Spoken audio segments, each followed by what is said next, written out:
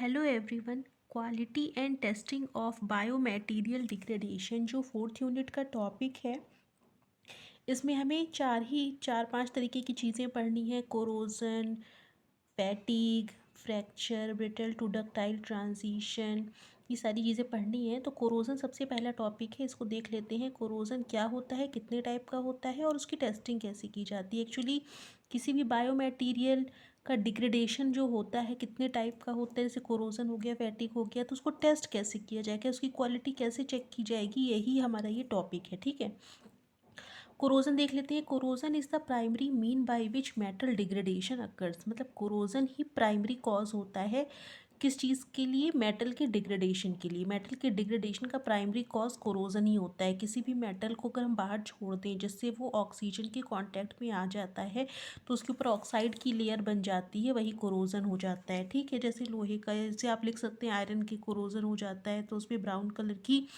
एक लेयर चढ़ जाती है। ठीक है, आप एग्जाम्पल में लिख सकते हैं। It is gradual destruction of metal by chemical reaction with their surroundings. ठीक है, और ये होता क्यों है, मेटल जब अपनी केमिकल रिएक्शन, मेटल अपनी सराउंडिंग्स के साथ केमिकल रिएक्शन करते हैं, एयर के साथ, वाटर के साथ, ठीक है, जहाँ पे ऑक्सीजन होती है, तो उससे क्या होता है, उनका डिस्ट्रक्शन शुरू हो जाता है। Metallic implants within our body, अच्छा ये जो कोरोजन होता है वो कहाँ पे होगा, मेटेलिक इम्प्लांट में ही ज़्यादा होगा, मेटेलिक में ज़्यादा होगा, सिरेमिक में नहीं होगा। ठीक, metallic implant within our body have to face severe corrosion environment, क्या होता है, which includes blood and other constituent. Blood और अदर कॉन्स्टिट्यूएंट के कांटेक्ट में आते हैं बायो मटेरियल, तो उनके जो ऑक्सीजनिक इन्वायरमेंट होते हैं, ब्लड में भी ऑक्सीजन तो होती है, तो उसकी वजह से मेटल में ऑक्साइड की लेयर चढ़ जाती है, कोरोजन हो जाता है।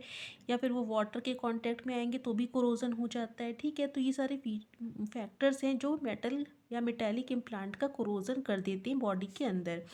टाइप्स देख लेते हैं कोरोजन के। इसमें हमने 4 टाइप्स बताए हैं, पिटिंग, क्रीवाइस, गैल्वेनिक और फ्लैटिंग। तो पिटिंग क्या होता है, लोकलाइज्ड कोरोजन, मतलब एक पर्टिकुलर जगह पे, मान लीजिए कि ये हमारा मेटल का सरफेस है, ठीक है, यहाँ पे कहीं पे कोई एक गड्ढे जैसा हो गया या कहीं कहीं इस तरीके से गड्ढे जैसा दिखाई पड़ रहा है, मतलब उसको पिटिंग कहेंगे। मतलब एक पर्टिकुलर किसी जगह पे लोकलाइज्ड कोरोजन हो जाता है तो उसको पिटिंग कहते हैं। तो localised corrosion by random creation of small holes in the metal, pitting क्या होता है, random creation of small holes in the metal, और ये लोकलाइज टाइप का होता है। एग्जाम्पल लिखा हुआ है, cobalt based alloy used in orthopaedic और डेंटल इम्प्लांट्स। जो कोबाल्ट बेस्ड एलॉयज होते हैं जो ऑर्थोपेडिक और डेंटल इम्प्लांट्स की तरह यूज़ किए जाते हैं, उनमें ये दिक्कत हो जाती है। क्रिवाइस क्या होता है, क्रिवाइस भी इसी तरह की चीज़ होती है, लेकिन उसमें क्या होता है, डायरेक्ट एयर के कांटेक्ट में मेटल नहीं आता, किसी दूसरे मेटल या नॉन मेटल के कांटेक्ट में आता है, जिसकी वजह से क्रिवाइस, मान लीजिए इसके ऊपर एक और मेटल रख दें हम, ठीक है, तो उसकी वजह से जो नीचे वाले मेटल में प्रॉब्लम क्रिएट हो जाएगी या कोरोजन हो जाएगा, तो उसको हम क्रिवाइस कहेंगे। ठीक है, localised corrosion when metal contact with other metal और नॉन मेटल। एग्जाम्पल है इसका, stainless steel used for bone plate screws.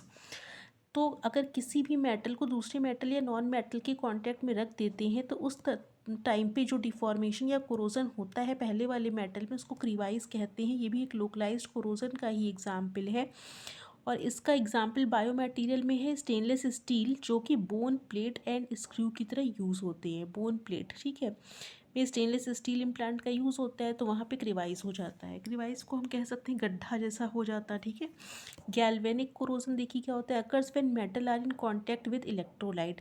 अगर कोई मेटल इलेक्ट्रोलाइट के कांटेक्ट में आकर के कोरोजन हो जाता है उसमें, तो उसको गैल्वेनिक कोरोजन कहते हैं। जैसे ये सारे हमारे दिए गए हैं मेटेलिक इम्प्लांट जो ओरल इम्प्लांट में यूज़ होते हैं, उनमें गैल्वेनिक कोरोजन हो जाता है। फ्रेटिंग क्या होती है, result of repeated vibration over surface.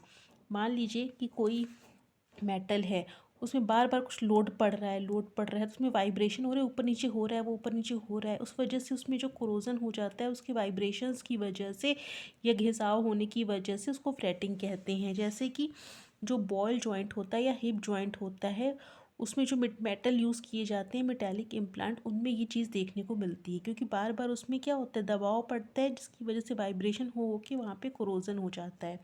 ठीक है, तो ये टाइप्स ऑफ कोरोजन है। इसके बाद कोरोजन टेस्टिंग देख लेते हैं।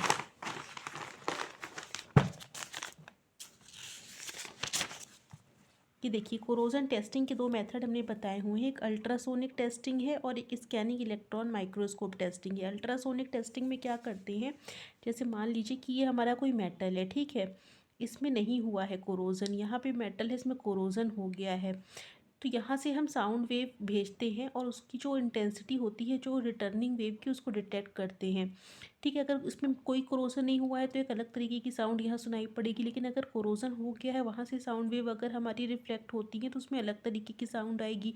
तो साउंड की क्वालिटी को हम चेंज अगर देखते हैं साउंड की क्वालिटी में तो समझ जाएंगे कि वहाँ पे कोरोजन हो चुका है। तो ये हमने इसका ये शॉर्ट फॉर्म लिख दिया है कि अल्ट्रासोनिक टेस्टिंग में बहुत शॉर्ट अल्ट्रासोनिक वेव का यूज़ किया जाता है जो कि स्टील की सरफेस पर डाला जाता है, और साउंड वेव में जो चेंज होता है उसको हम एग्जामिन करते हैं, अगर चेंज होता है तो मतलब वो कोरोजन है, नहीं होता है तो कोरोजन नहीं है।